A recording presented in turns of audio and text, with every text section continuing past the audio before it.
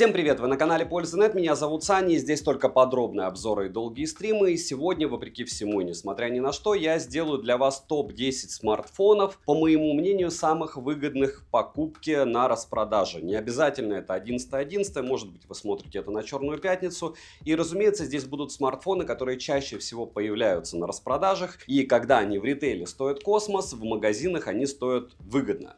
Напоминаю структуру моего канала. Вы берете любой смартфон и на любом смартфоне, на основном канале есть основной обзор, на Польза стримы также под обзором можете найти ссылку. Есть прожарки данных устройств, допустим, Poco X6 Pro я вообще 2 раза гонял в ноль, скорость зарядки, игры. Помимо этого, исходники фото и видео с любого из этих смартфонов в моей личной телеге также можете найти поиском. Помимо этого, еще на Польза лайве есть обзор одним кадром.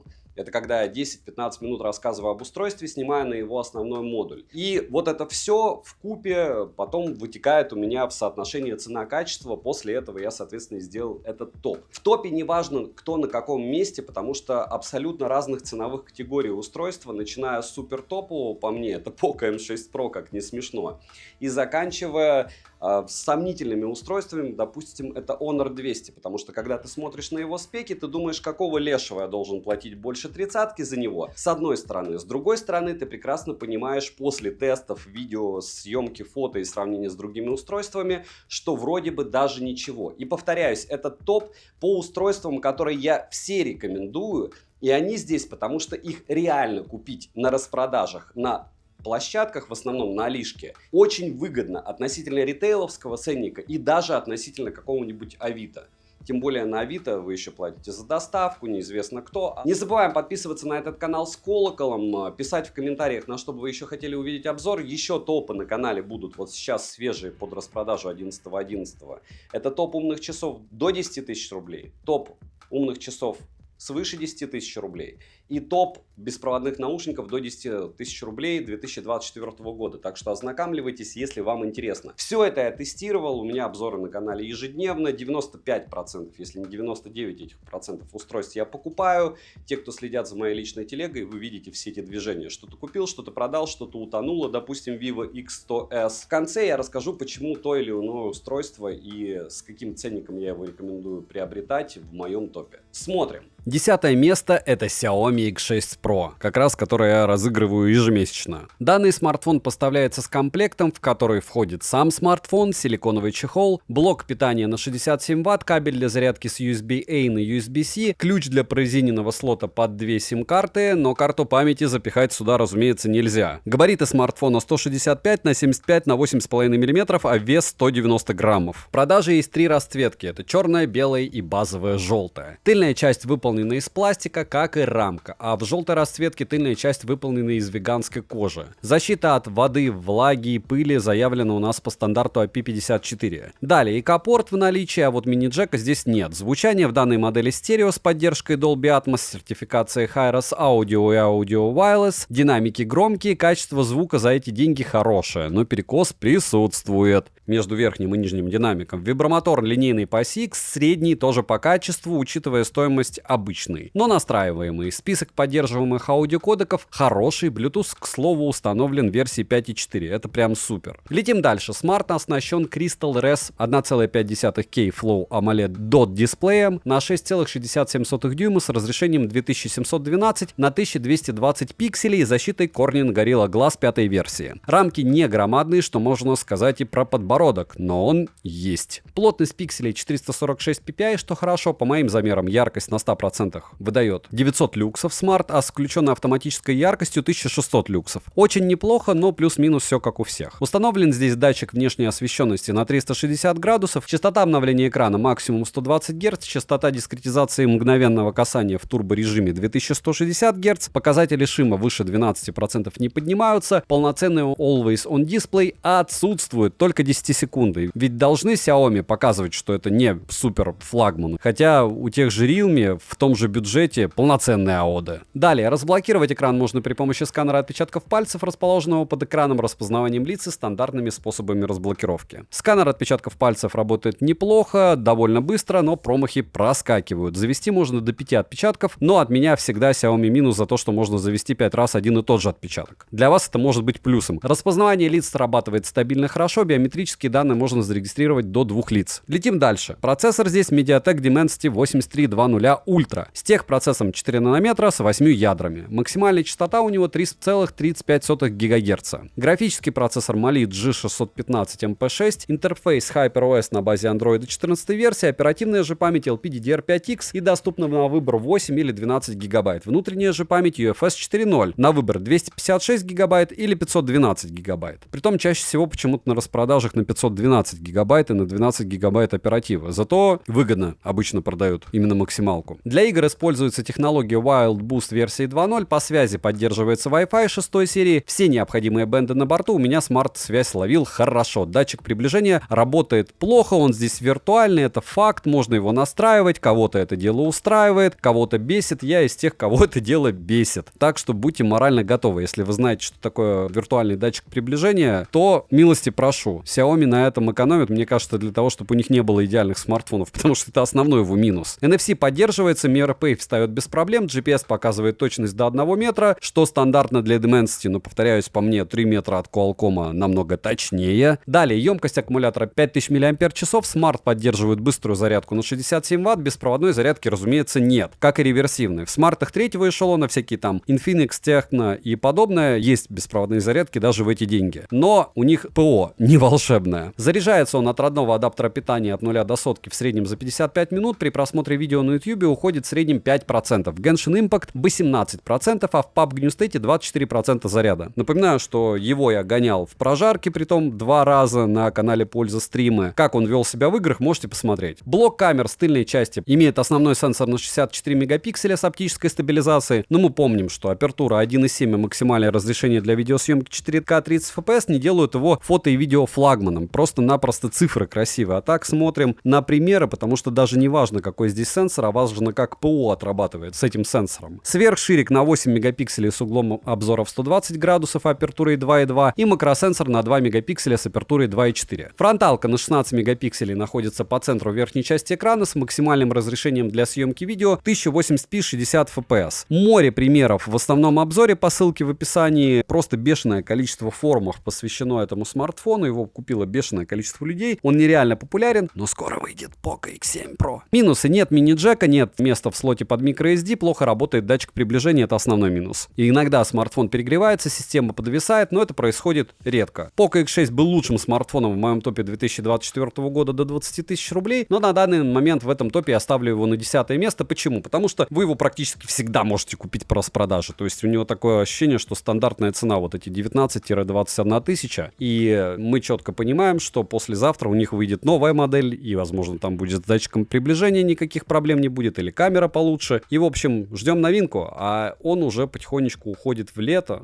Но это уже другая история. На 9 месте моего топа красуется Realme 13 Pro. Он прям свежак, но это его не спасает. С другой стороны, ценники на него часто бывают хорошими. В комплекте со смартфоном мы имеем защитную пленку, кабель для зарядки с USB-A на Type-C, адаптер питания на 45 Вт всего. То есть они все меньше и меньше делают. Помните, Realme нам рассказывали, у нас 300 Вт зарядка, а куда они ее приспосабливают? Почему все меньше и меньше Вт, друзья? Защитный чехол здесь есть, ключ для извлечения слота и руководство пользователя. Слот на 2 симки. Данная модель в золотой, фиолетовой и изумрудной расцветке есть. Вес смартфона в изумрудной расцветке 184 грамма, а фиолетовой и золотой 188 грамм. Габариты его составляют 161 на 73 на 8,3 мм без блока камера. В изумрудной расцветке смартфон слегка толще на пару миллиметров. Далее, рамки выполнены из пластмассы, в золотистой и фиолетовой расцветке тыльная часть из стекла, а в изумрудно-зеленой из веганской кожи. Это значит не настоящая, если что. Качество материалов неплохое, но плюс за то, что смартфон имеет стандарт защиты IP65. В принципе, неплохо. Эргономика смартфона хорошая, но грани закругленные, что для меня минус, так как, по моему мнению, прямые грани и прямой экран без закруглений более удобный как для повседневного использования, так и для игр. На корпусе расположили кнопку питания, качели регулировки громкости, разъем USB Type-C OTG версии 2.0, 2 микрофона с шумоподавлением, 2 стереодинамика с поддержкой Aurality, в настройках есть Есть разные звуковые пресеты, но полноценного кастомного эквалайзера нет. Bluetooth кодеков на борту достаточно, Bluetooth чип, к слову, установлен в версии 5.2, линейный вибромотор с поддержкой O-Haptics, настраиваемый, приятный тактильно. ИК-порта и мини-джека не завезли, за что огромный минус. Летим дальше. Смарт оснащен изогнутым OLED-дисплеем на 6,7 дюйма с разрешением 2412 на 1080 пикселей и стеклом Corning Gorilla Glass 7i. Плотность пикселей составляет 394 ppi, экран такой же, как и в модели Plus. Пики экран выдает 1100 люксов, а на 100% 900 люксов. Частота обновления экрана максимум 120 Гц, частота дискретизации касания до 240 Гц, а мгновенная частота дискретизации 2000 Гц. Сенсорный отклик неплохой, но при нагрузке в играх он ведет себя плохо. Полноценный Always On дисплей на борту, что, разумеется, радует. Шим затемнения до 2160 Гц. Показатели шима выше 17% не поднимаются, если измерять радексом, да и в целом экран не доставляет дискомфорта глазам во время использования. Далее, разблокировать экран можно при помощи оптического сканера отпечатков пальцев, внедренного под экран, распознаванием лиц и стандартными способами разблокировки. Распознавание лица срабатывает корректно, быстро, внести биометрические данные можно только одного лица. Сканер отпечатков пальцев работает хорошо. Зарегистрировать один и тот же отпечаток пальца несколько раз нельзя. При этом можно завести 5 других отпечатков пальцев. Летим дальше. Процессор установлен Qualcomm Snapdragon 7S Gen 2 с техпроцессором 4 нанометра с 8 ядрами и максимальной частотой в 2,4 ГГц. Графический процессор Adreno 710, оперативная память LPDDR4X на выбор 8 или 12 ГБ. Внутренняя же память типа UFS версии 3.1 на 128, 256 ГБ или 512 ГБ. Интерфейс Realme UI на базе 14 версии Android, но, разумеется, будут обновы, это вам не Huawei с 12 Android. По связи имеется поддержка Bluetooth версии 5.2, Wi-Fi 6 серии, 5G сетей с режимом Dual 5G, 4G сетей и ниже. В глобальной версии все бенды, разумеется, на борту, будьте внимательны, не купите не глобалку. Датчики приближения срабатывают корректно, для бесконтактной оплаты NFC-модуль в наличии, GPS же однодиапазонный, и тест показал точность 4 метра, и это нехорошо. Емкость аккумулятора 5200 мАч, в PC-марке Smart выдал 9 часов 32 минуты, Work Performance 12 тысяч и 13 Pro поддерживают быструю зарядку до 45 Вт, заряжается он у меня от 0 до сотки, в среднем за 1 час 5 минут, это уже после нескольких прогонов, потому что поначалу он вообще почему-то за 1,5 часа заряжался. Батарея, будем считать, раскачивалась, в принципе, физически это даже можно объяснить. Беспроводной зарядки нет, как и беспроводной реверсивной. При просмотре роликов на YouTube по Wi-Fi на 100% яркости уходит в среднем 6% заряда, в играх за 1 час уходит 25% заряда плюс-минус. Кайфа играть нету, полноценные обзоры смотрите, там я поподробнее все расписывал по поводу его возможностей в играх. Хотя не все так плохо. Основной сенсор Sony LEED 600 на 50 мегапикселей с углом обзора в 79 градусов, фокусным расстоянием в 26 мм, оптическая стабилизация, апертура 1.88 и разрешением для видеосъемки 4К 30 FPS. Далее есть сверхширик Sony IMX355 на 8 мегапикселей с фокусным расстоянием в 16 мм, углом обзора в 112 градусов и апертурой 2.2. Фронтальный же сенсор Sony IMX615 на 32 мегапикселя с углом обзора в 90 градусов и апертурой 2.4 находится в верхней части экрана по центру в небольшом вырезе. Максимальное разрешение для съемки видео у него 4К 30 FPS. 13 Pro я сравнивал с Redmi 14 Pro. Realme, как всегда, имеет ужасную стабилизацию. По детальности и качеству съемки Redmi выдает лучшее изображение, но не все так однозначно. Кому интересно сравнение, повторяюсь, смотрите в основном обзоре по ссылке в описании. И фотки можете скачивать, опять же, исходники, как всегда, в моей личной телеге. Минусы: особых изменений с прошлой моделью нет, точнее их нет. Нет ИК-порта, нет мини-джека, слабый процессор, мало мощности, нет возможности расширить память microSD и обновление не минорное, практически никакое. Резюмирую, Realme 13 Pro неплохой выбор для смартфона для повседневного использования. Звезд с неба не хватает, но с учетом нынешней цены рассматривать его однозначно можно. Напоминаю, что на сейлах я брал за 22, вот если вы купили в районе 20-ки, 20 плюс, хороший смартфон. Если дороже, то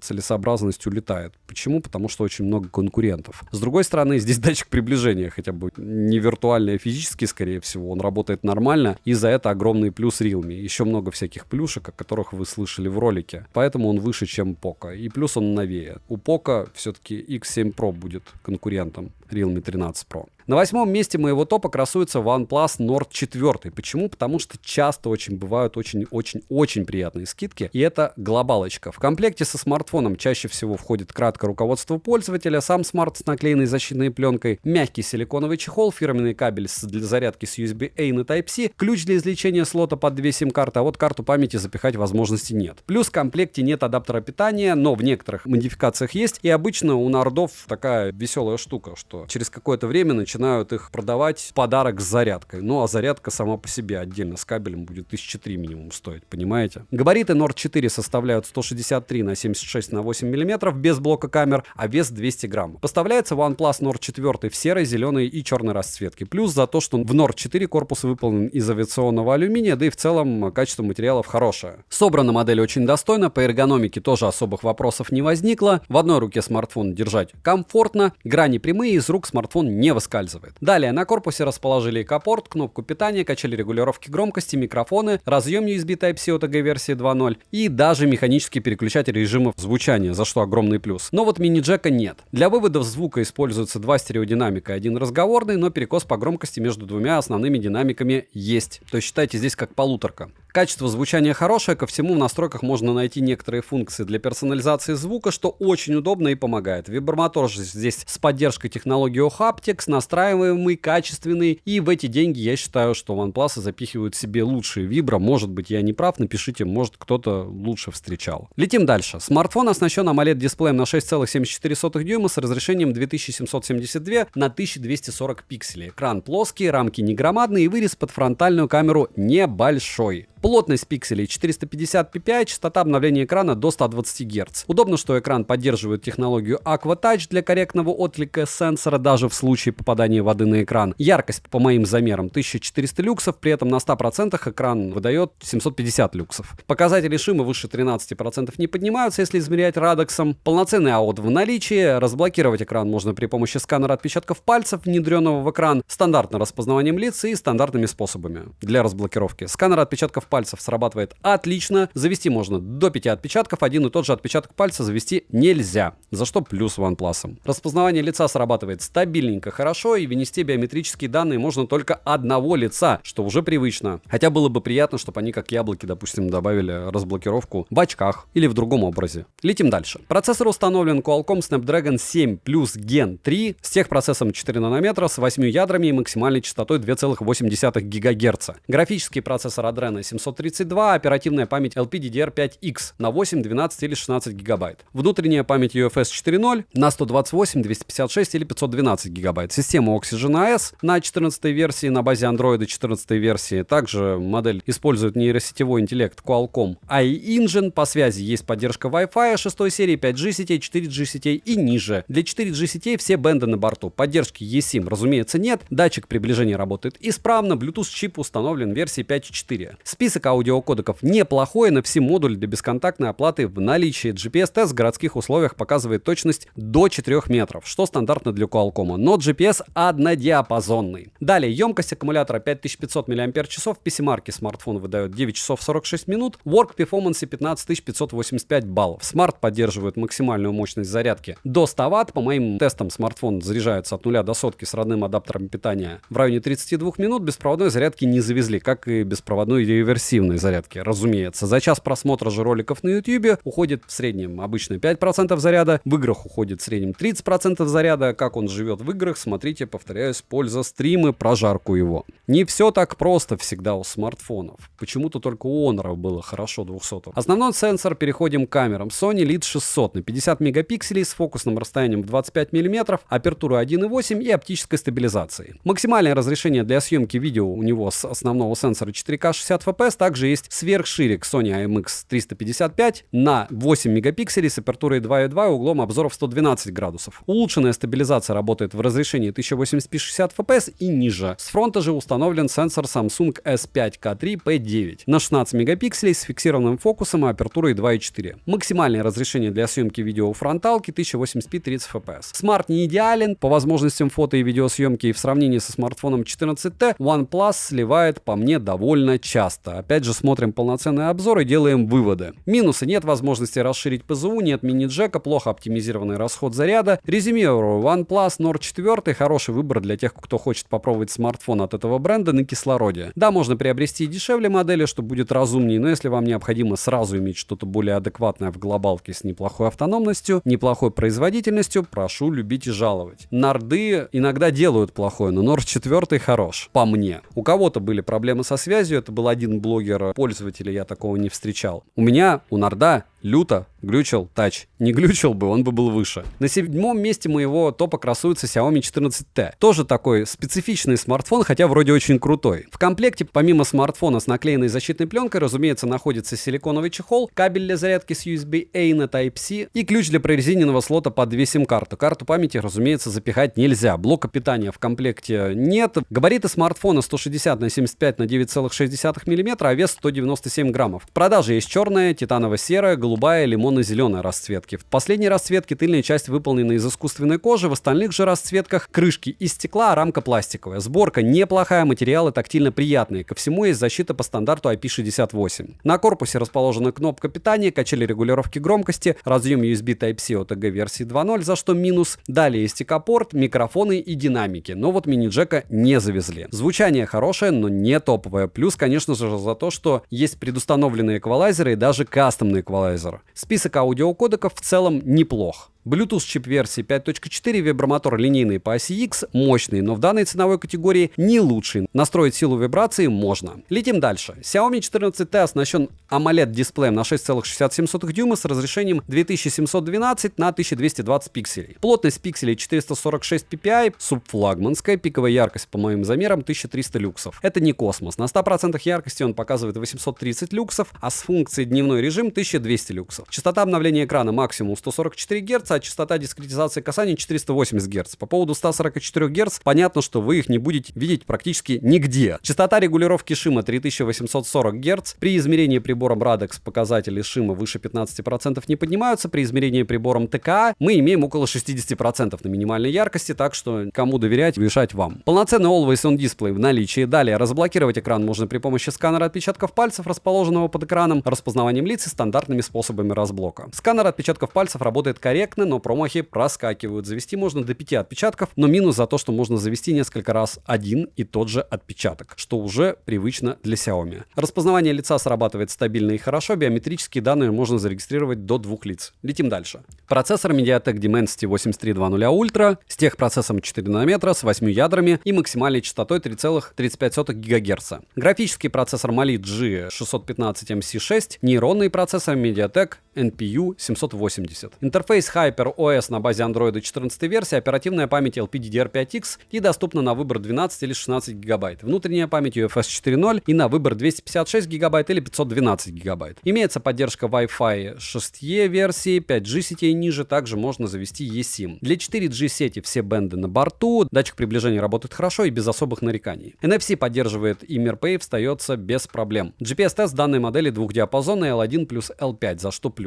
GPS-тест показывает точность до 1 метра, что стандартно для Dimensity. Емкость аккумулятора 5000 мАч, PC-марки Smart выдал 8 часов 53 минуты, Work Performance 13500 баллов, Smart поддерживает быструю зарядку до 67 Вт, а беспроводной зарядки нет, как и беспроводной реверсивной. Заряжается от родного адаптера питания от 0 до сотки в среднем за 50 минут, при просмотре видео на YouTube уходит в среднем 4% заряда. В PUBG уходит за 1 час 34%. Далее, камеры настроены совместно с Leica, на борту можно найти разные фильтры от Leica, несколько режимов для портретной съемки, также используется технология Xiaomi AISP для обработки изображения. Основной сенсор Sony IMX906 на 50 мегапикселей с апертурой 1.7, фокусным расстоянием в 23 мм, оптической стабилизацией и максимальным разрешением для видеосъемки 4К 60 FPS. Далее есть телефотосенсор Samsung S5 KGN1 на 50 мегапикселей с фокусным расстоянием 50 мм и апертурой 1.9, сверхширик на 12 мегапикселей с фокусным расстоянием в 15 мм, апертурой 2.2 2 углом обзора в 120 градусов и цифровой стабилизацией. Фронтальный сенсор на 32 мегапикселя с апертурой 2.0. Максимальное разрешение для съемки видео у него 4К 30 FPS. Для видеосъемки также добавили режим видео с соотношением сторон 2,39 к 1, кинематографическим размытием, Master Cinema для съемки 10-битного видео в формате REG, а также режим режиссера с более обширной настройкой информации при видеосъемке. Я сравнивал данную модель со смартфоном Google Pixel 9, явного победителя не было. Советую перейти по ссылке в описании и посмотреть фото и видео со сравнением. Но Pixel 9 мрачно снимает ночью, безумное количество шумов, а 14T в принципе неплох, но просто неплох. Минусы: нет мини-джека, нет возможности расширить внутреннюю память, вставив карту памяти, нет беспроводной зарядки, плохая стабилизация видео и сброс яркости в играх. Плюс периодически они лупят туда конский ценник, для чего-то там добавляют еще планшеты в комплект, и мне кажется, они вообще ничего не продали в попытке обмануть систему. Резюмирую, Xiaomi 14T красивый стильный смартфон с неплохими камерами, хорошим экраном и достаточным временем автономной работы при повседневном использовании. Модель не игровая, это подтверждает мой стрим прожарка. Советую также посмотреть, кому интересно, как смарт вел себя в онлайне. Но в целом смарт классный. Тут вопрос цены. В конце расскажу рекомендованные цены и покажу низ цены, за которые они продавались на Алихе. Но я надеюсь, 11.11 они себя превзойдут все.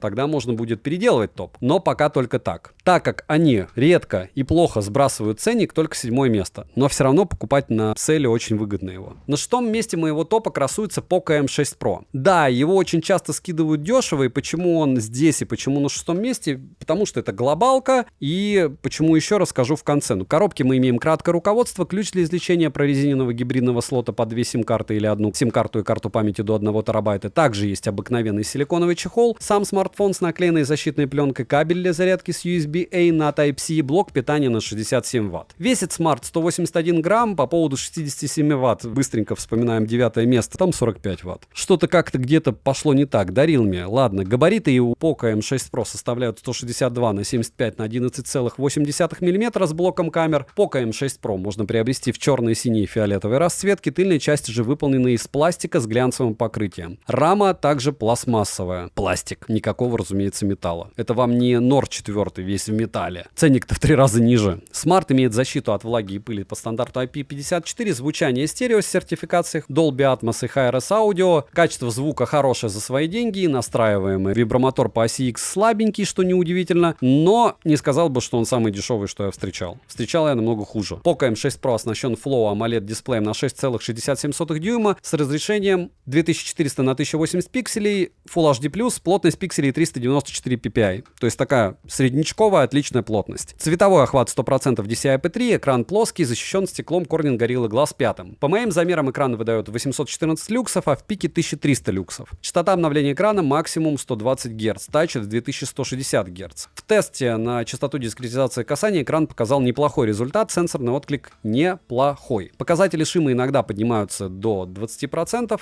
но это тоже хорошо. Разблокировать же экран можно при помощи сканера отпечатков пальцев, внедренного под экран распознаванием лица стандартными способами разблока. По поводу 20% это нехорошо, что 20%, но чаще всего вы будете где этот смарт использовать, в какой яркости. Вот там нет 20%, там в принципе адекватные цифры. Смотрите полноценный обзор, там все поподробнее. В стримах еще подробнее. Сканер отпечатков пальцев срабатывает стабильно, но не шустро. Завести можно до 5 отпечатков пальцев, но при этом можно завести несколько раз один и тот же отпечаток. Как всегда у Xiaomi, и у Poco, и у Redmi, и это нехорошо. Распознавание лиц срабатывает неплохо, даже под небольшим углом, зарегистрировать можно до 2 лиц. Процессор в Poco M6 Pro установлен MediaTek Helio G99 Ultra, когда уже эти Helio кончатся 99-е. Графический процессор Mali G57 MC2, интерфейс MIUI 14 на базе Android 13 версии, уже 14 прилетела, скорее всего. Оперативная память LPDDR4X на выбор 8 или 12 гигабайт, внутренняя память UFS 2.2 на 256 или 512 гигабайт. Есть поддержка Wi-Fi 5 серии, 5G смартфон не поддерживает, а для 4G сетей все бенды на борту. Датчик приближения отрабатывает в горизонтальном положении плохо. Bluetooth версии 5.2, аудиокодеков на борту достаточно. NFC-модуль в наличии. На данный момент можно устанавливать спокойно MirPay и оплачивать покупки NFC-модулем. GPS-тест же показывает точность в 1 метр. Емкость аккумулятора 5000 мАч.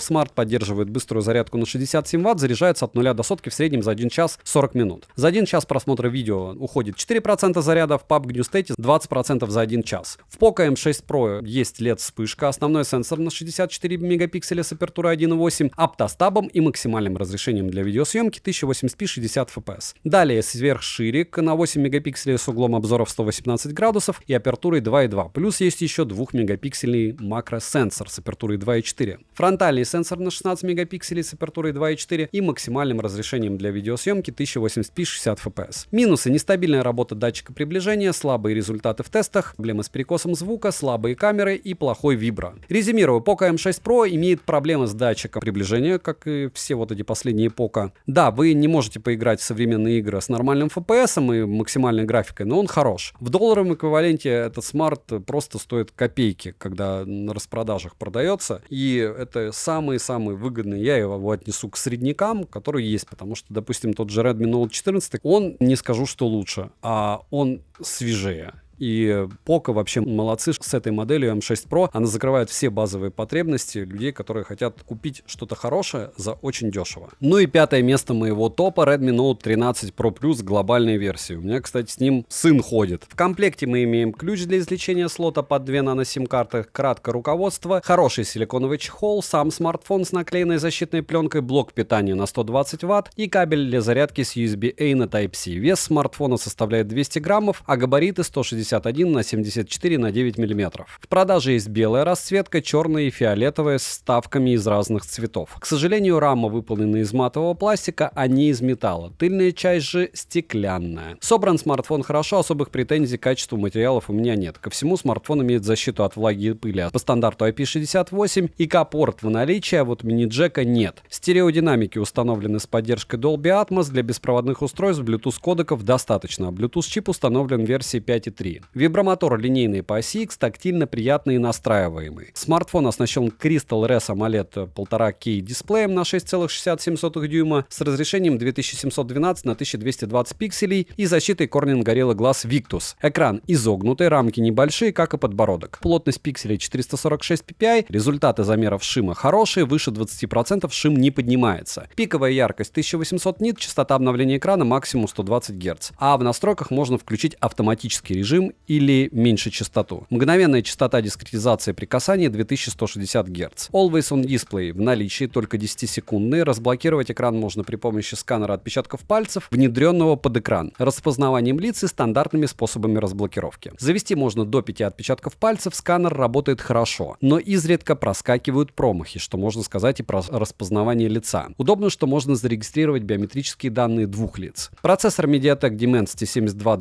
Ultra, графический процессор Mali G610, оперативная память LPDDR5 на выбор 8 или 12 гигабайт. Внутренняя память UFS 3.1 на выбор 256 гигабайт или 512 гигабайт. Интерфейс MIUI 14 на базе Android 13 версии, имеется поддержка Wi-Fi 6 серии, поддержка eSIM, что круто, для 4G сетей все бенды на борту. Датчик приближения у Redmi Note 13 Pro Plus 5G не подводил, он здесь скорее всего физический. Запись разговоров в стоке в глобальной версии отсутствует. NFC для бесконтактной оплаты, разумеется, на борту, устанавливаем MirPay и платим. GPS-тест в городских условиях показывает точность до 1 метра. Емкость аккумулятора 5000 мАч, заряжается от 0 до сотки от родного адаптера питания на 120 Вт в среднем за 27 минут, при этом от 0 до 76% за 19 минут. Вполне возможно, у кого-то еще быстрее. За 1 час просмотра видео на YouTube уходит 4% заряда, в играх за 1 час в среднем уходит 21%. Но показал себя смартфон в играх не лучшим образом. И лучше он не стал, что хорошо. Основной сенсор Samsung SSL HP3 на 200 мегапикселей с апертурой 1.7, оптической стабилизацией, сверхширик Sony IMX355 стандартно не волшебный, но его и во флагманы некоторые запихивают, на 8 мегапикселей с апертурой 2.2 и углом обзора в 120 градусов. Плюс есть макросенсор на 2 мегапикселя, фронтальный сенсор здесь на 16 мегапикселей, находится он по центру верхней части экрана, максимальное разрешение для съемки видео 1080p 60 fps. Кому интересна съемка, обязательно смотрите полноценный обзор, а там не только примеры всех камер, но еще и сравнения. Минусы: урезанный Always On Display, нет мини-джека на 3,5 мм и убогий сенсор. Резюмирую, хороший смартфон, защита от влаги и отличной фотосъемкой. На 4-м месте моего топа красуется Honor 200. В комплекте со смартфоном мы имеем самый обыкновенный силиконовый чехол, блок питания на 100 Вт, кабель для зарядки с USB-A на Type-C, смартфон, наклеенную защитную пленку, ключ для извлечения слота под 2 сим-карты и документацию. Весит Honor 200 189 граммов, а габариты 162 на 74 на 11 мм и 8,1 1,1 мм без блока камер. Приобрести его можно в черной, белой, розовой и зеленой расцветке. Выглядит смартфон стильно, но однозначно это дело на любителя, мягко скажем. Тыльная часть выполнена из стекла, рама пластиковая, сборка хорошая, но материалы средние по качеству. Разъем для зарядки USB Type-C OTG версии 2.0, для вывода звука установлены стереодинамики с технологией Honor Hisense. Звучание меня порадовало, оно довольно качественное, ко всему в настройках есть возможность персонализировать его под свои предпочтения. Вибромотор тактильно приятный, но в данной ценовой категории я бы отнес его к среднему классу. ИК-порт в наличии, а вот мини-джека нет. Летим дальше. Honor 200 оснащен AMOLED-дисплеем с алюмосиликатным стеклом диагональю 6,7 дюйма. Разрешением 2664 на 1200 пикселей, плотность пикселей 435 ppi, соотношение сторон 19,98 к 9. Яркость по моим замерам 800 люксов на 100% яркости, а в пике 1800 люксов. Частота обновления экрана максимум 120 Гц. Тест частоты дискретизации касаний выдал средний результат, при этом мультитач поддерживается, экран спокойненько откликается на 10 касаний одновременно. Цветовой охват 100% DCI-P3, есть поддержка технологии HDR и 1,7 миллиарда цветов, а также полноценной технологии Always On Display. Экран прямой со слегка закругленными краями, рамки небольшие, как и подбородок, сверхчастотное шим-затемнение до 3840 Гц. Шим выше 43% не поднимается, летим дальше. Процессор установлен здесь Qualcomm Snapdragon 7 Gen 3 с техпроцессором 4 нанометра с 8 ядрами, максимальная частота у него 2,6 ГГц, а графический процессор Adreno 720. Оперативная память на 8 или 12 ГБ, а внутренняя на 256 ГБ или 512 ГБ. По связи Honor 200 использует Bluetooth версии 5.3, Wi-Fi 6 версии, 5G сети и ниже. eSIM доступна не во всех странах, датчик приближения установлен ультразвуковой, работает он плохо. NFC поддерживается, MirPay встает без проблем. Позиционирование в данной модели с поддержкой GPS от GPS GLONASS, Beidou, Galileo. GPS-тест показывает точность 3 метра, операционная же система Magic OS 8 на базе Android 14 версии. Разблокировать смарт можно при помощи сканера отпечатков пальцев, внедренного под экран распознаванием лиц, и с 2D-разблокировкой и стандартными способами. Внести можно до 5 отпечатков пальцев, а биометрические данные лица до 3 раз с разными аксессуарами на лице. В Honor 200 емкость аккумулятора 5200 мАч, смарт поддерживает быструю проводную зарядку до 100 Вт и заряжается от 0 до сотки за 42 минуты. Беспроводной зарядки здесь нет. В PC-марке смартфон выдает результаты в 9 часов 56 минут, в Diablo Immortal на 60 FPS за 1 час уходит 28% заряда. Яркость он сбрасывает не сильно, фризы проскакивали, но незначительные. В Genshin Impact уходит 25%. В PUBG New State 21 также смартфон отлично показал себя во время прожарки. Советую его посмотреть. Я все время негативно отношусь к Honor, но вот этот прям супер цвет, блеск, красота, молодцы. Особенно молодцы, что они ценник сбрасывают. Переходим к камерам. Sony основной сенсор IMX906 на 50 мегапикселей с апертурой 1.95. Оптостабом и разрешением для видеосъемки 4К 30 FPS. Сверхширик на 12 мегапикселей с макрорежимом, цифровой стабилизацией, углом обзора в 112 градусов и апертурой 2.2, а также телеобъектив Sony IMX856 на 50 мегапикселей с апертурой 2.4 и оптостабом. 2,5-кратный оптический зум и 50-кратный цифровой зум. С фронтальной части установлен сенсор на 50 мегапикселей с апертурой 2.1, цифровой стабилизацией и разрешением для съемки видео 4К 30 FPS. Без перерыва смартфон на основной сенсор по моим тестам снимал 5 часов в 4К 30 FPS без просадки FPS, что говорит о многом. Минусы: плохой датчик приближения, нет мини-джека, процент шима выше среднего значения, старый разъем Type-C, сброс FPS в играх, но не лютый, и дизайн на любителя. Резюмируя, все смартфоны в топе заслуживают внимания, неважно, первое это или последнее место. Honor 200 уже был в моих топах, притом лидером, и по сей день он остается достойным смартфоном по соотношению цена-качество до 30-ки. На третьем месте моего топа красуется Realme 13 Pro Plus. В комплекте со смартфоном у нас есть защитная пленка, кабель для зарядки с USB-A на Type-C, адаптер питания на 80 Вт, защитный чехол, ключ для извлечения слота и руководство пользователя. Слот на 2 сим-карты, а вот microSD вставить нельзя. По сравнению с прошлой моделью он стал слегка легче, а размеры его составляют 161 на 73 на 8,5 мм без блока камер. Приобрести данный смарт можно в золотистой, изумрудной, зеленой расцветке. Рамки выполнены из пластмассы, в золотистой расцветке тыльная часть из стекла, а в изумрудно-зеленой из веганской кожи. Собрана модель хорошо, плюс за то, что смартфон имеет стандарт защиты IP65. Далее, 13 Pro Plus имеет закругленные грани, в руке лежит комфортно и одной рукой пользоваться можно. На корпусе расположили кнопку питания, качели регулировки громкости, разъем USB Type-C OTG версии 2.0, 2 микрофона с шумоподавлением, 2 стереодинамика с поддержкой Dolby Atmos и сертификацией HRS Audio.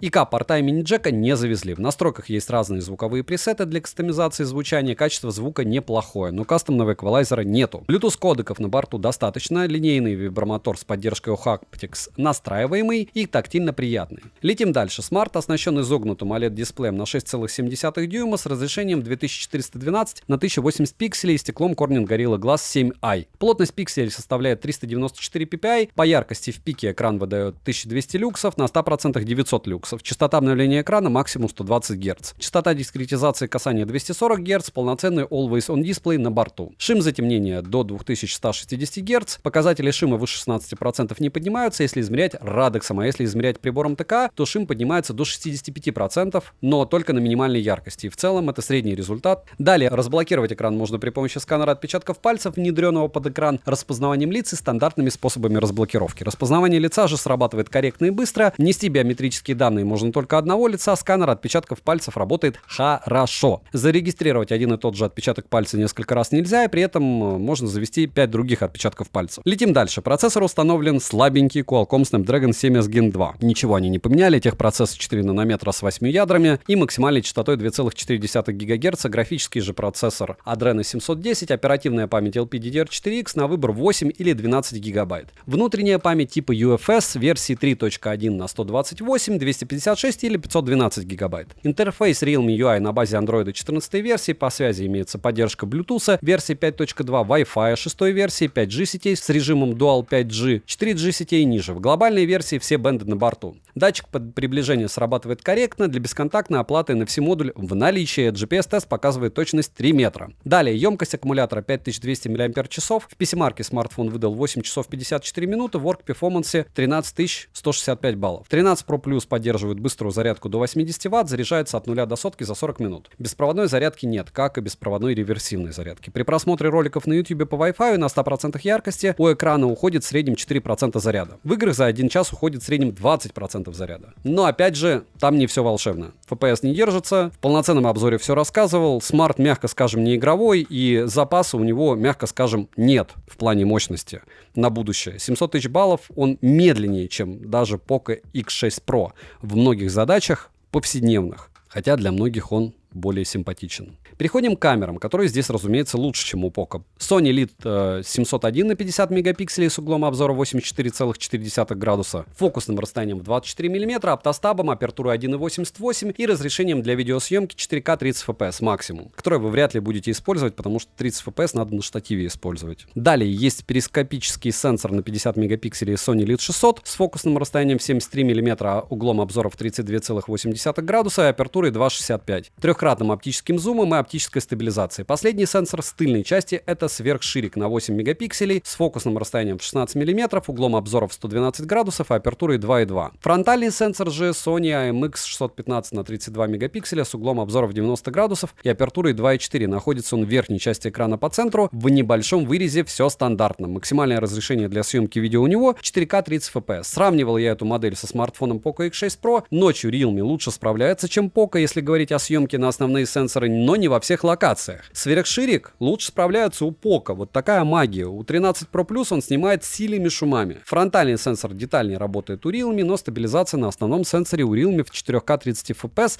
по моим ощущениям вообще отсутствует и вряд ли она появится. Минусы: слабый процессор, особых изменений с прошлой моделью нет ИК-порта, нет мини-джека, нет возможности расширить microSD. Резюмирую, Realme 13 Pro Plus хороший смартфон, но дизайн, мягко скажем, на любителей. По моему мнению, гендер здесь имеет значение. Я не говорю про вырезы, не говорю про то, что неудобно, что у него не прямой экран, а про цыганское золото, которое практически во всем. А смартфон, мягко скажем, средний бюджет, низкий средний бюджет. Также данная модель подходит для тех, кто понимает, зачем им нужен телефотосенсор, от которого танцевали все маркетологи последний год YouTube и бренда Realme. Им же надо было как-то эти смартфоны продавать. Но в целом рынок срегулировал, и теперь у нас адекватные ценники на Realme, потому что их мало кто покупает. На втором месте моего топа красуется Poco F6, который очумеешь ловить на распродажах. И это неудивительно. В комплекте у нас сам смартфон с наклеенной защитной пленкой, черный силиконовый чехол, адаптер питания на 90 Вт, кабель для зарядки с USB-A на USB-C и ключ для прорезиненного слота под 2 сим-карты. А вот карту памяти запихать сюда нельзя. Габариты F6 составляют 160 на 75 на 8 мм, а вес 179 граммов. Приобрести данную модель можно в черной, зеленой расцветке и титановой. Тыльная часть выполнена из пластика, как и рамка, качество материалов не топ, но смартфон имеет защиту от влаги, пыли по стандарту IP64. Разъем установлен USB Type-C OTG версии 2.0, на борту также есть стикопорт и стереодинамики с поддержкой Dolby Atmos. Звучание неполноценное, стереоперекос заметный, но персонализировать звук возможности есть, так как в настройках можно найти предустановленный эквалайзер и даже кастомный эквалайзер. Вибро линейный по оси X и тактильно приятный, и настраиваем. Летим дальше. Смарт оснащен Crystal Res Flow AMOLED дисплеем DOT-D 1,5K с диагональю 6,67 дюйма с разрешением 2712 на 1220 пикселей и плотность пикселей в 446 ppi. Очень похожие у них экраны, правда? Экран защищен стеклом Corning Gorilla Glass Victus, матрица экрана абсолютно плоская, за что огромный плюс. Рамки симметричные, подбородок есть, но небольшой, практически незаметен. По моим тестам экран выдает 818 люксов на 100% яркости с функцией Sunlight. Частота обновления экрана максимум 120 Гц, мультитач же на борту, и экран спокойно откликается на 10 касаний одновременно. Частота регулировки шима 1920 Гц, показатели шима выше 20% не поднимаются, но если измерять прибором Radix, в случае измерения ТК шим поднимается и до 40%. Always on Display урезанный, что неудивительно и стандартно для Xiaomi, за что минус. Далее, разблокировать смартфон можно при помощи сканера отпечатков пальцев, расположенного под экраном, распознаванием лиц и стандартными способами разблокировки. Сканер отпечатков пальцев работает корректно, но завести несколько раз один и тот же отпечаток пальца можно, а в общей сумме можно завести до 5 отпечатков. Распознавание лиц срабатывает быстро, даже под небольшим углом. Биометрические данные же можно зарегистрировать до 2 лиц. Летим дальше. Процессор Qualcomm Snapdragon 8S Gen 3 с техпроцессом 4 нанометра и 8 ядрами. Максимальная частота у него 3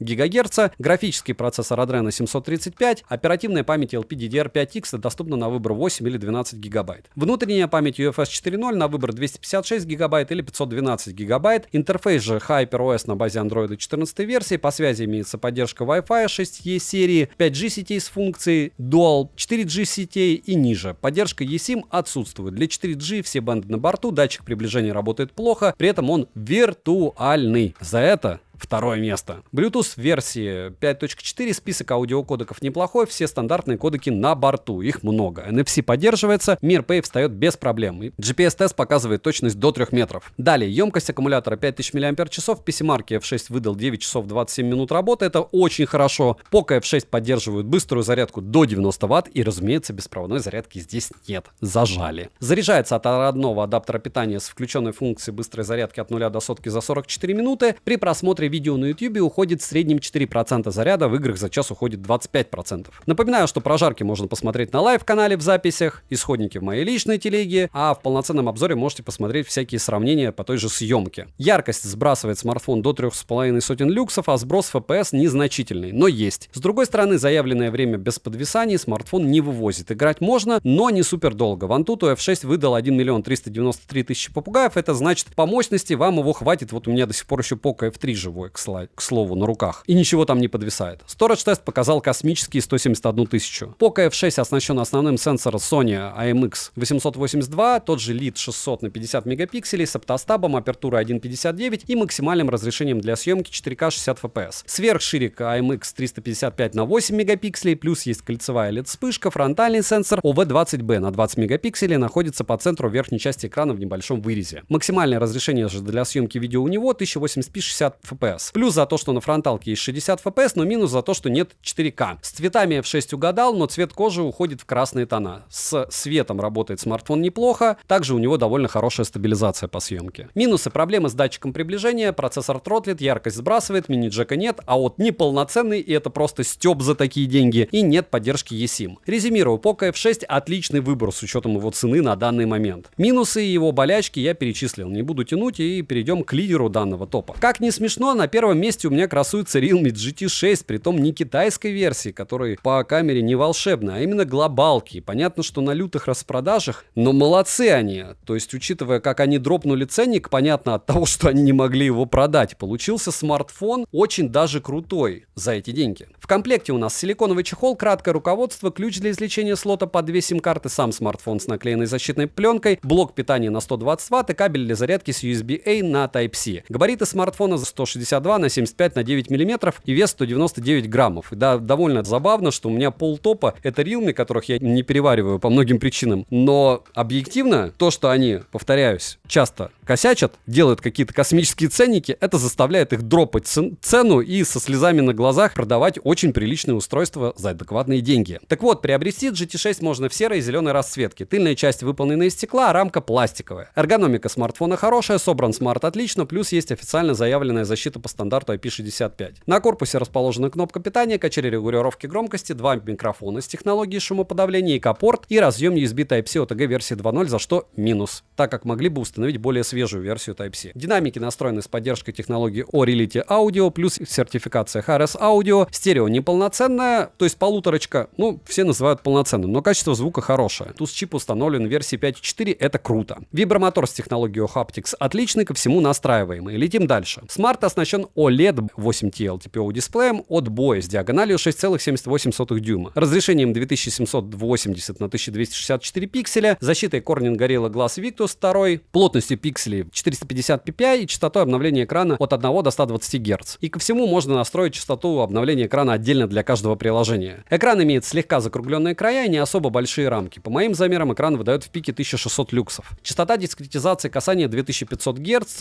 высокочастотное шим-затемнение до 2160 Гц на борту. Показатели шима выше 15% по радексу не поднимаются, а при измерении прибором ТК шим поднимается до 40%. И это очень хорошо. Вспоминаем, что там мы видели 60 и больше. Полноценный Always On дисплей в наличии. Далее, разблокировать экран можно при помощи сканера отпечатков пальцев, внедренного в экран, с поддержкой измерения сердечного ритма, распознаванием лиц и стандартными способами разблокировки. Сканер отпечатков пальцев расположен низко, работает он быстро и хорошо, внести отпечаток одного и того же пальца несколько раз нельзя, за что плюс и уже привычно это для Realme. Распознавание лица срабатывает отлично даже под углом, но зарегистрировать биометрические данные можно только одного лица. Летим дальше. Процессор установлен Qualcomm Snapdragon 8S Gen 3 с техпроцессором 4 нанометра, с 8 ядрами, максимальная частота у него 3 ГГц. Графический процессор Adreno 735, оперативная память LPDDR5X доступна на выбор 12 или 16 ГБ. Внутренняя память UFS 4.0 на 256 или 512 ГБ. Система Realme UI версии 5.0 на базе Android 14 версии, режим GT на борту. Система работает хорошо. Google сервисы, разумеется, есть, как и русский язык. По связи имеется поддержка высокоскоростного Wi-Fi 6 серии, поддержка 5G сетей с технологией Dual, 4G сетей со всеми бендами и ниже. Датчик приближения работает отлично, NFC на 360 градусов на борту, MirPay встает без проблем. GPS-тест в городских условиях показывает точность 3 метра. Далее, емкость аккумулятора 5500 мАч, заряжается от родного адаптера питания на 120 Вт от 0 до сотки за 33 минуты, беспроводной зарядки нет, как и нет реверсивной. В играх за 1 час смартфон поедает в среднем 25-26% заряда, при просмотре роликов на YouTube за 1 час в среднем уходит 4%. Также отмечу, что 100% заряда достаточно для видеосъемки в течение 4 часов 30 минут при 4К 60 FPS. И основная в нем магия, конечно же, это камера. Основной сенсор Sony LEED808 на 50 мегапикселей с оптостабом и максимальным разрешением для видеосъемки 4К 60 FPS. Далее и стандартный сверхширик Sony IMX355 на 8 мегапикселей с углом обзора в 112 градусов и апертурой 2.2. Фокусное расстояние 16 мм, цифровая стабилизация и максимальное разрешение для видеосъемки позорнейшие 1080p 30 FPS. Ну, такое даже у флагманов часто бывает. Вишенка на торте — это телефотосенсор на 50 мегапикселей Samsung S5 KG N5 с апертурой 2.2 и цифровой стабилизацией, фокусным расстоянием 47 мм и двухкратным оптическим зумом. Фронталка Sony IMX615 на 32 мегапикселя с апертурой 2.5 с фокусным расстоянием 22 мм и цифровой стабилизацией. Находится по центру верхней части экрана в небольшом вырезе. Максимальное разрешение для съемки видео у нее 4К 30 FPS. Минусы: нет возможности расширить внутреннюю память, нет беспроводной зарядки, нет 60 FPS для фронтального сенсора, нет мини-джека, оптический зум у телевика только двухкратный. И резюмирую, Realme GT6 глобальной версии на данный момент с дропом цены. Мне тяжело это говорить, но это лучший выбор. Опять же, по соотношению цена-качество, благодаря тому, что его не покупали за эти космические деньги. Так что скажите спасибо себе, как покупатели.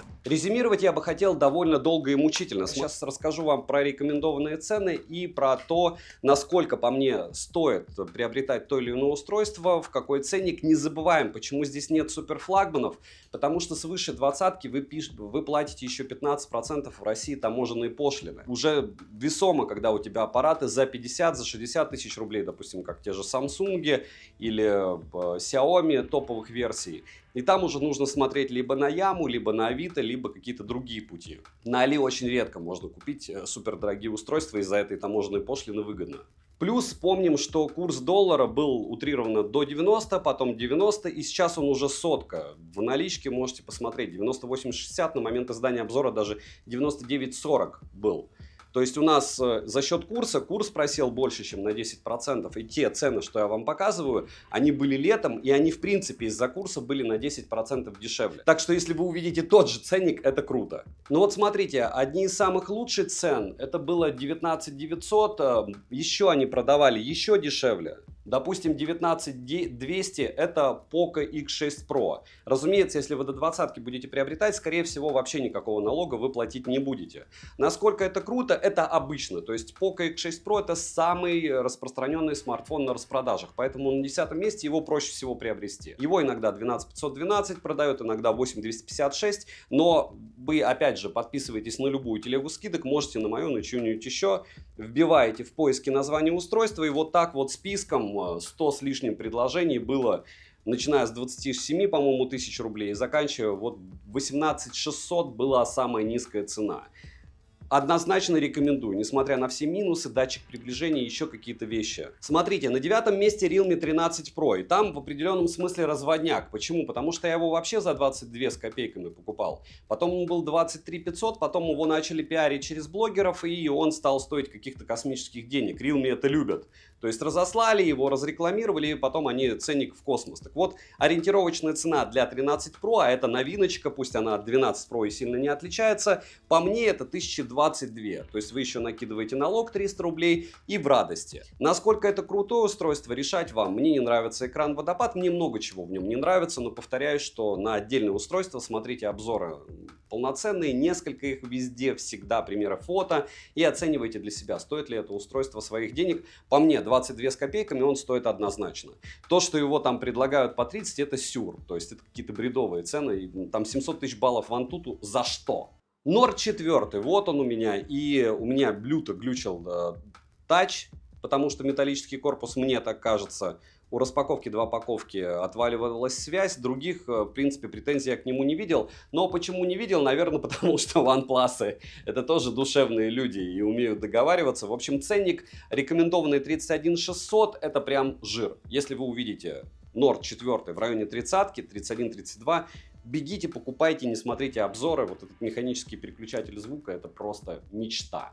Дальше смотрите, Xiaomi 14T. Вот он стоил примерно 40, а в 12512. То есть я считаю, что вот этот смартфон, он стоить максимум должен, ну, примерно ориентировочно 35-33. Ну и дороже я бы 10 тысяч раз подумал, потому что вот смотрите, 12512 после того, как у них эти комплекты не получилось продать, они пытались продать с планшетом его еще как-то.